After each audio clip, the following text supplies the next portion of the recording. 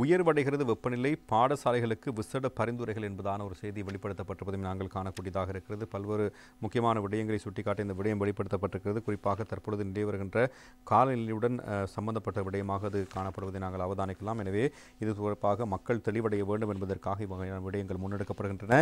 நாட்டின் அநேகமான பிரதேசங்களில் இன்றும் வெப்பநிலை அதிகரிக்கக்கூடியதை அவதானிக்கக்கூடியதாக இருக்கும் என வளிமண்டலவியல் திணைக்களம் அறிவித்திருக்கிறது. இந்த நிலையில் அதிக வெப்பம் நிலவும் காலப்பகுதியில் மாணவர்கள் வெளிக்கள செயற்பாடுகளில் ஈடுபடுவதை தவிர்க்குமாறு கல்வி, உயர்கல்வி மற்றும் தொழில் கல்வி அமைச்சு சகல மாகாண கல்வி பணிப்பாளர்களுக்கும் அறிவுறுத்தல் வழங்கியிருக்கிறது. அதற்கமைய வடக்கு, வடமத்திய, வடமேல், மேல் மாகாணங்களிலும் ரத்தினபுரி, காலி மற்றும் மாத்தறை மாவட்டங்களிலும் வெப்பநிலை அதிகரித்து காணப்படும் எனவும் திணைக்களம் அறிவித்திருக்கிறது. நாட்டில் நிலவும் வெப்பத்துடனான காலநிலையினால் திறந்த வெளியில் பணியாற்றுபவர்கள் என்றால் அதிகம் நீர் அருந்துதல் அவசியம். வீடுகளில் இருக்கும் முதியவர்கள் மற்றும் நோயாளர்கள் தொடர்பில் அதிக கவனம் செலுத்த வேண்டும் சுகாதார பிரிவினர் தெரிவித்திருக்கிறார்கள்.